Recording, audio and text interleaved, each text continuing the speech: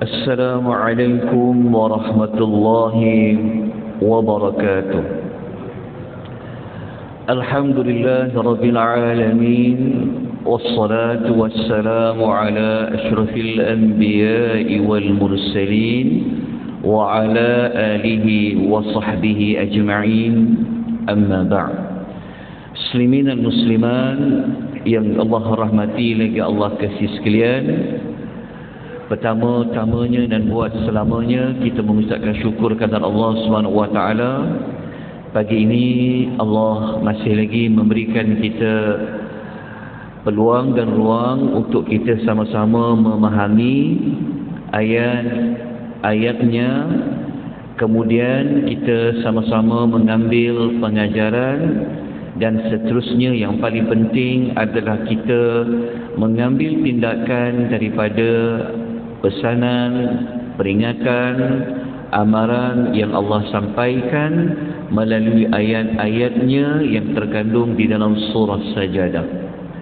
Kita dah sampai kepada ayat yang ke-24, yang mana ayat yang ke-24 ini adalah ayat yang Allah menyambung legasi Nabi Allah Musa alaihi salatu wassalam yang telah kita baca pada ayat yang ke-23. Yang mana ayat 23 Allah menjelaskan kepada kita semua bahawa Nabi Musa alaihi salam Allah telah kurniakan kitab Taurat. Dan kitab Taurat itu merupakan kitab yang menjadi panduan kepada Bani Israel. Begitu juga Allah nak menjelaskan kepada kita sebenarnya Nabi Muhammad sallallahu alaihi wasallam itu juga menerima kitab iaitu Al-Quran, dan Al-Quran itu menjadi petunjuk kepada umat Nabi sallallahu alaihi wasallam. Selepas kematian Nabi Allah Musa, maka Bani Israel sudah tentu mereka akan dipimpin oleh manusia-manusia yang Allah pilih. Begitu juga dengan umat Nabi SAW. Setelah kewafatan Nabi, sudah pasti akan ada manusia yang akan memimpin umat seperti khalifah. Khalifah ataupun kita kaitkan dengan pemimpin Bani Israel seperti ayat nombor 24, mereka tidak boleh memimpin umat ini mengikut hawa nafsu, tetapi mereka perlu memimpin berdasarkan kepada yahdu bi amrina, iaitu mereka perlu memimpin mengikut wahyu, mengikut petunjuk wahyu yang telah diturunkan oleh Allah kepada nabi-nabi mereka. Maknanya khalifah kalau nak memimpin manusia, dia perlu mengikut petunjuk wahyu Al-Quran. Tak boleh tidak, mesti kena tunduk, mesti kena taat, mesti kena ikut wahyu. Dalam masa yang sama, Allah mengingatkan bahawasanya untuk memimpin manusia ini perlu ada sabar. Lamma sabaru, perlu ada sifat yang sabar. Nak mengurus manusia, mentadbir manusia bukan satu perkara yang mudah. Yang pertama, mesti ikut wahyu. Yang kedua, mesti kena sabar. Dan yang paling penting, ketika mana mereka sabar memimpin manusia, Allah kata wa kanu bi ayatina yuqinun. Mereka itu kena yakin dengan ayat-ayat kami, iaitu ayat-ayat. Kalau Bani Israel, mereka kena yakin dengan kitab Taurat. Mereka kena yakin itu adalah wahyu dari Allah. Begitu juga dengan umat Nabi Muhammad sallallahu alaihi wasallam. Kalau tak yakin, maka susahlah untuk memimpin umat. Yakin akan adanya hari pertemuan dengan Allah, yakin akan apa? Ayat wahyu-wahyu itu adalah dari Allah Azza wa Jalla. Okay, kita teruskan dengan ayat yang ke 25. A'udzu billahi minasy syaithanir rajim.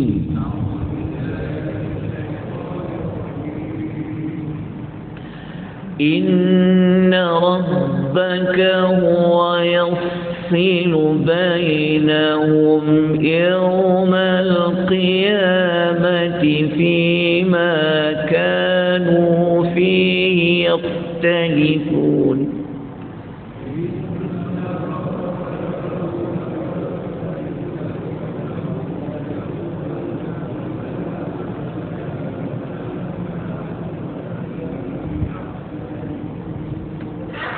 Baca nada perlahan, nafas tak sampai. Pagi-pagi pula tu.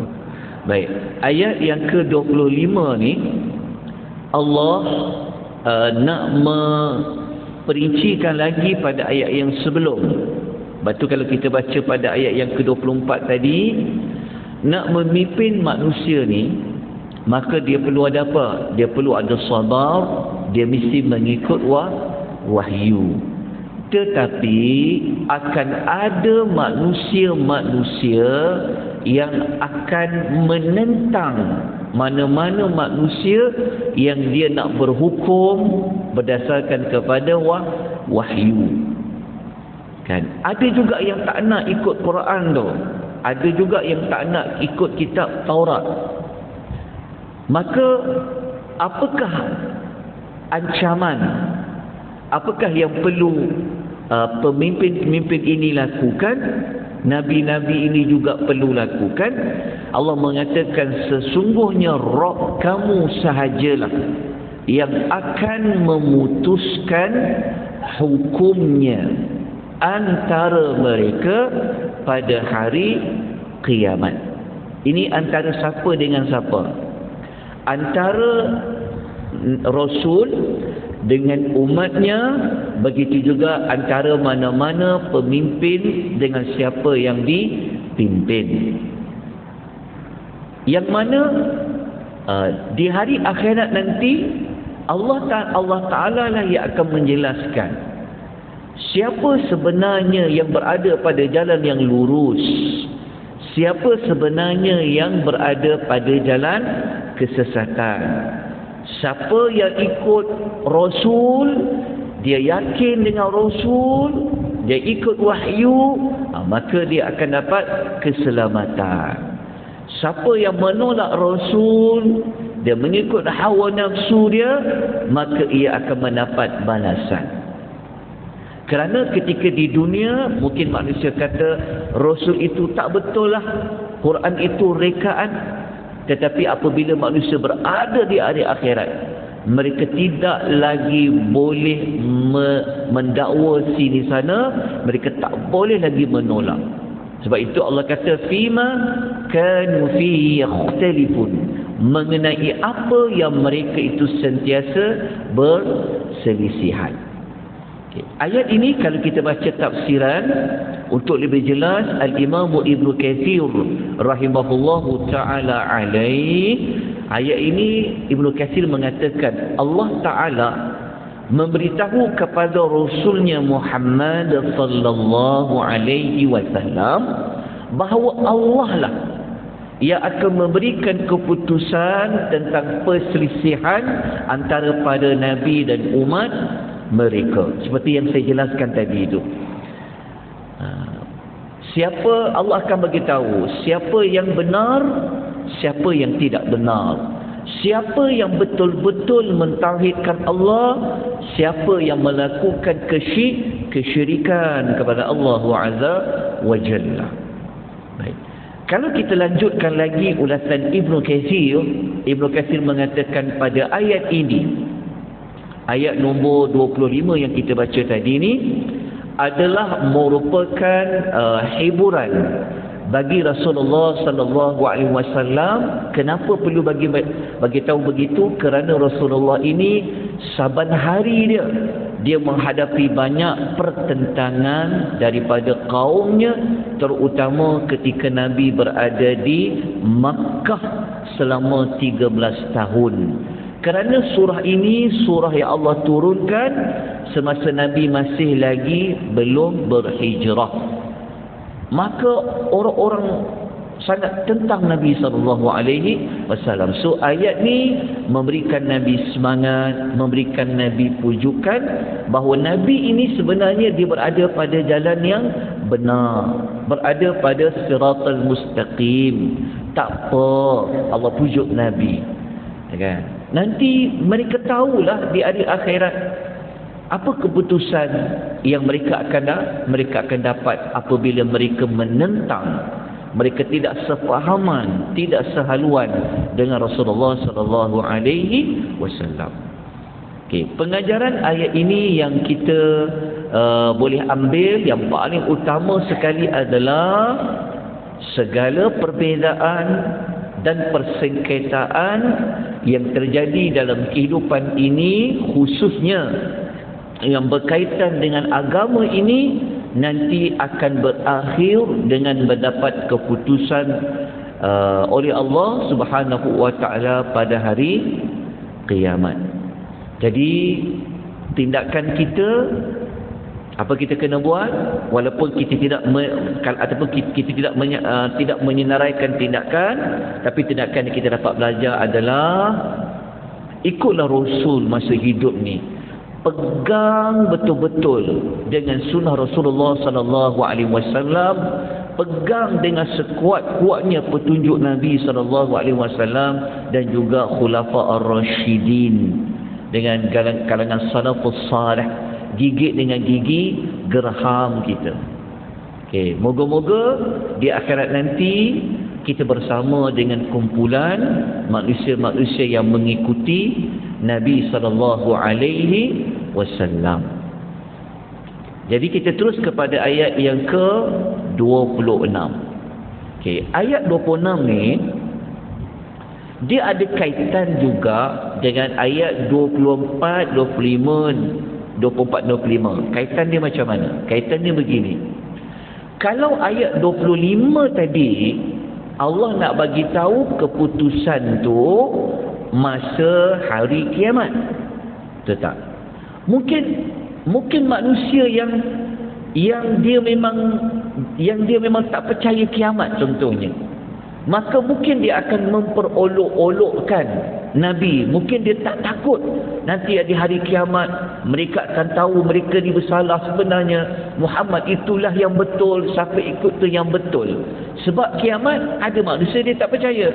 Seperti mana ayat yang pernah kita baca sebelum ini kan, yang mereka mengatakan bahawasanya Allah kata ayat yang Allah mengatakan bahawa waqalu idza dalalna fil ardi a inna la fi khalqin jadid bal hum bi liqa'i rabbihim kafirun. Sampai ada manusia dia memang tak percaya langsung akan adanya nanti hari mereka berhadapan dengan Allah menghisap mereka. Jadi kalau mereka tak percaya kiamat, jadi ayat 25 ni yang Allah memberi ancaman dapat keputusan tadi, mungkin mereka buat ambil indah dan tidak akan peduli.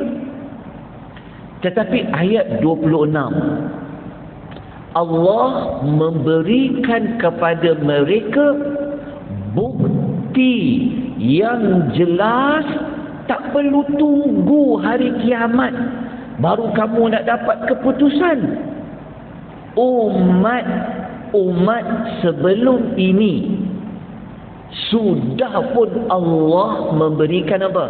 Allah sudah memberikan keputusan. Siapa dia? Adalah umat-umat yang sebelum umat Nabi sallallahu alaihi wasallam.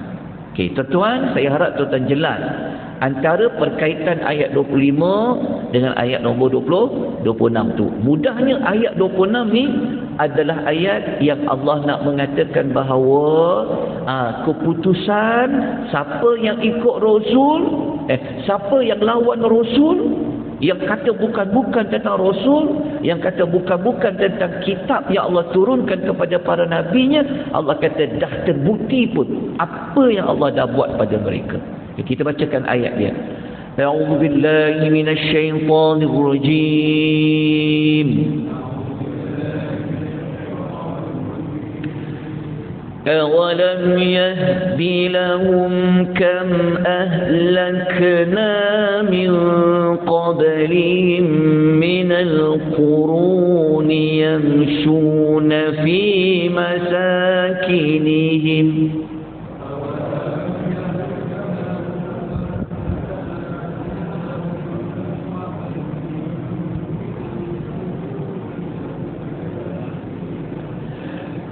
إِنَّ فِي ذَلِكَ لَآيَاتٍ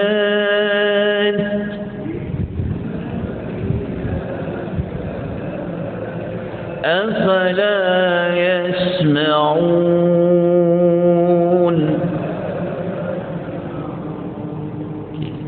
Ayat 26 Allah menyatakan, adakah belum jelas kepada mereka? Mereka itu siapa? Mereka itu yang berselisihan dengan Nabi. Mereka yang menolak kerasulan Nabi SAW, yang tak nak berimanlah kepada Nabi. Allah mengatakan, apakah belum jelas lagi, belum nyata lagi kepada mereka bahawa kami telah binasakan betapa banyak daripada kaum-kaum yang kufur yang terdahulu daripada mereka. Maknanya Allah kata, awak apa tak sedar lagi ke? Kan?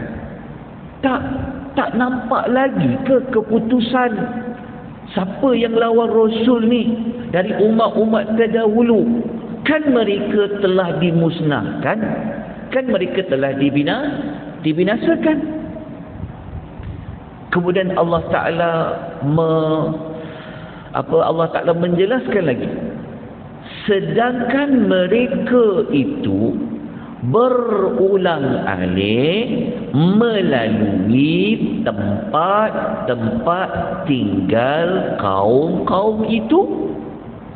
Allah kata, sedangkan kamu ni lalu tempat kaum-kaum yang Allah pernah binasakan, ulang-alik jumpa, pergi musim sejuk, asyita'i wal saif.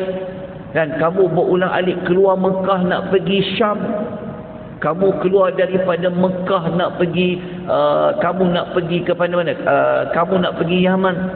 Contoh, orang Arab penduduk Mekah ni, mereka ni keluar berdagang, mereka berniaga. So apabila mereka ulang-alik ke bumi Syam, musim sejuk ke musim panas ke, macam kita belajar surah Quraisy kan, mereka ni kan jenis yang berdagang. Jadi waktu mereka nak keluar Mekah, nak pergi Syam, nak pergi Palestin ke, mereka nak pergi Jordan ke, mereka lalu tempat-tempat umat-umat dulu Allah binasakan. Nak balik pun jumpa juga. Okey, tapi Allah kata, takkan tak sedar lagi, takkan tak takut.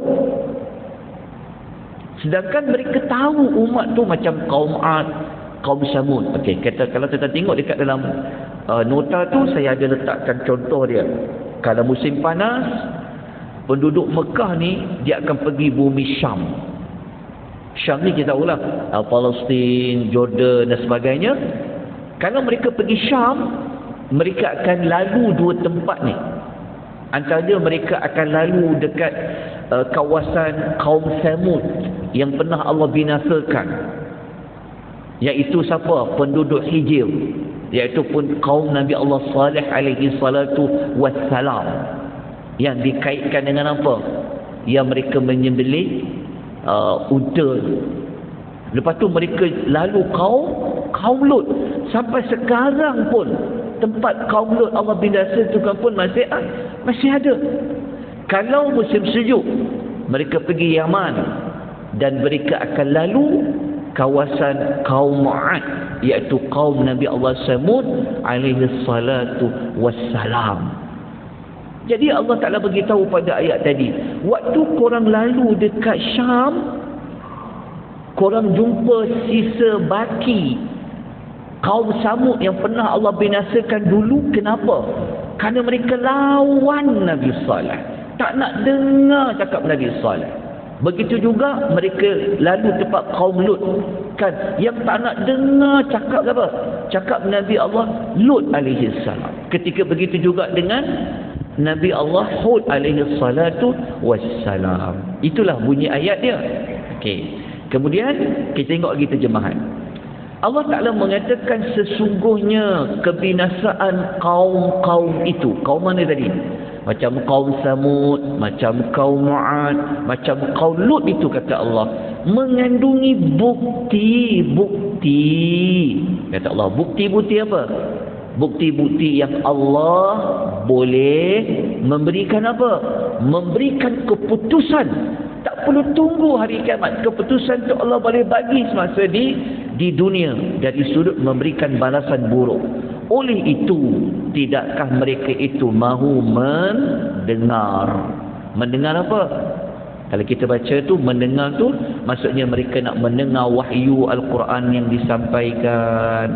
Mereka mendengar orang cerita dulu ada umat-umat dulu yang telah dibinasakan. Takkan mereka tak nak ambil pengajaran? Okay, kita boleh baca keterangan lanjut. Dalam nota tu saya letakkan ulasan Ibnu Katsir. Okey, kita boleh lihat juga apa maksud yamshuna fi masakinihim, telah pun saya terangkan sebentar tadi. Okey. Berdasarkan ayat ini, apa yang kita dapat belajar?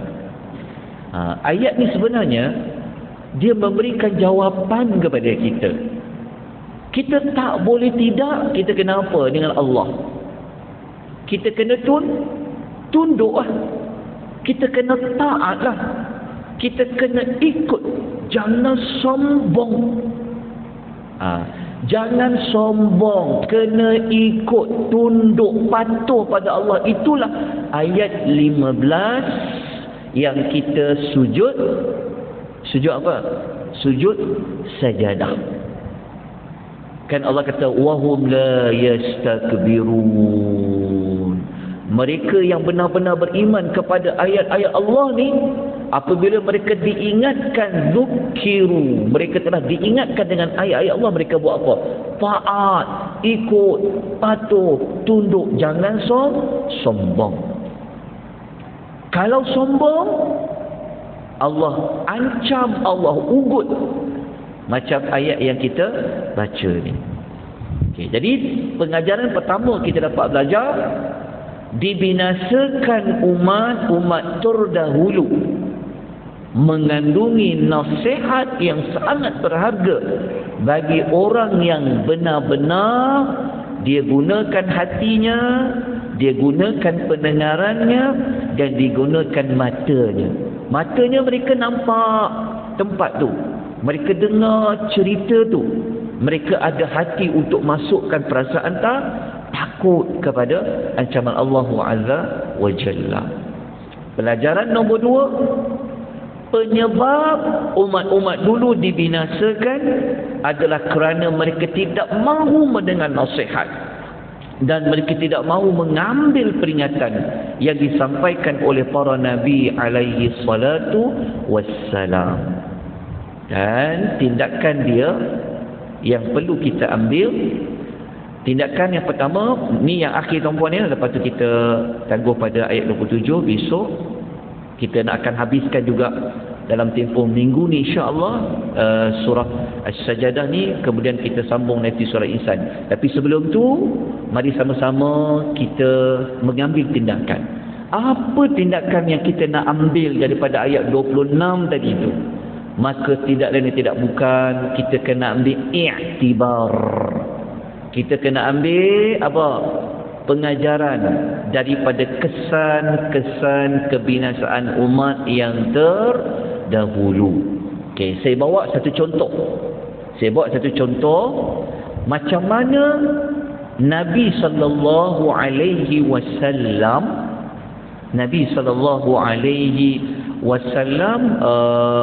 menceritakan tentang kisah kaum Ad.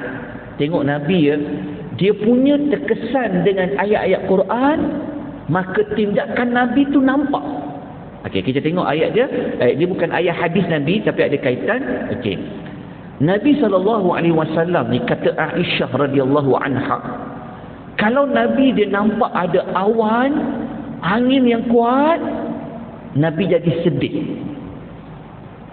Kenapa Nabi jadi sedih? Nabi kan kalau dia dapat rasa angin ni kuat datang ni, maka Aisyah ni dia nampak Nabi sedih. Aisyah tanya, kenapa ya Rasulullah? Aku lihat engkau ni sedih je kalau tengok ada angin yang kuat. Nampak awan tu ada.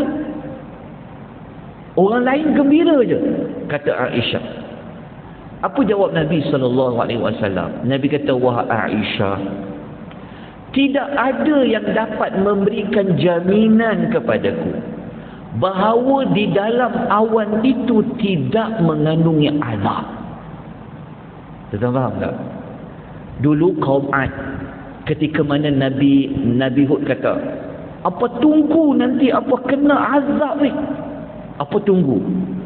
Nanti apa akan nampak tanda-tanda dia. Okey, tanda-tanda dia kalau kita tengok dalam ayat Quran, ni saya bawakan ayat dia, ayat 21 sampai 25 surah Al-Ahqaf, tapi kita tak baca pagi ni lah.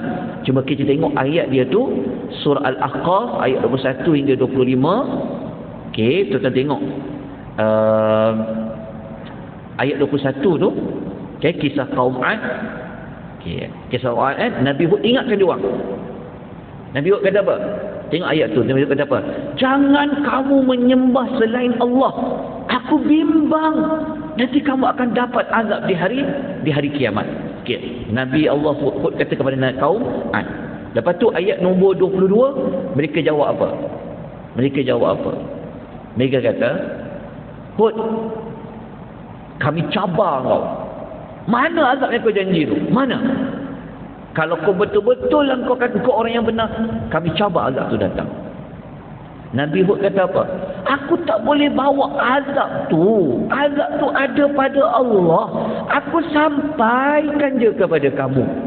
Okey, itu ayat nombor 22. Ayat nombor 24. Tengok Allah letakkan azab Allah kata, maka apabila kaum Ad itu melihat azab berupa awan yang nak pergi ke lembah mereka, mereka kata, oh, awan ni hujan nak turun kepada kita. Mereka ingat awan tu datang seperti hujan nak turun. Tapi Hud kata, bukan, awan tu bukan hujan nak turun kepada kamu, tetapi itulah angin yang akan bawa azab yang pedih kepada kamu. Awan itu, ya angin dan awan itulah azab yang kamu minta sebelum ini. Jelas tak orang? Lepas tu panjanglah cerita kaum Ad ni. Akhirnya mereka mati dengan angin yang kuat. Jadi Nabi SAW ni, dia punya terkesan dengan cerita-cerita tu, sampaikan kalau angin kuat je, Nabi jadi macam takut. Nabi kata apa? Kerana aku tak jamin dekat awan tu nanti bersama dengan angin tu, aku takut-takut, kata Nabi apa? Awan yang ada, angin yang kuat tu sebenarnya bawa apa? Bawa azab, kata Nabi. Tu yang Nabi kata, sesungguhnya ada satu kaum telah diazab oleh angin. Ketika kaum tu tengok azab tu, mereka mengatakan ini adalah awan yang menurunkan hujan kepada kami. Hadis riwayat Al-Bukhari. Okey, jadi tuan-tuan puan, kesimpulan dia sudah lebih waktu ni. Minta maaf, minta ampun banyak-banyak pada tuan-tuan berbuat. Pengajaran dia kita kena ikut macam Nabi SAW. Bukan sekadar, oh dah mendung ni, hujan nak turun ni, angin kuat ni, oh sejuknya. Tetapi Nabi sangat takut, bimbang-bimbang angin yang datang tu sebenarnya nak bawa azab. Okay. Habislah ayat nombor 26. InsyaAllah besok kita akan lanjutkan dengan ayat 27. Sampai hari Jumaat insyaAllah kita boleh sampai pada ayat yang ke-30. Saya minta maaf, saya ambil waktu yang lebih pada pagi ni pada tuan-tuan perempuan. Kita harap pada Allah Azza wa Jalla, Allah merahmati kita berkat ilmu kita, dan Allah bagi kita sentiasa hidayah dan taufik untuk kita sentiasa dapat berada pada jalan yang lurus. Aqulu qawli hadza wa astaghfirullahal azim wa billahi taufiq hidayah. Wassalamu alaikum warahmatullahi wabarakatuh. Subhanakallahumma wa bihamdika asyhadu an la ilaha illa anta astaghfiruka wa atubu ilaik. Wal 'asr.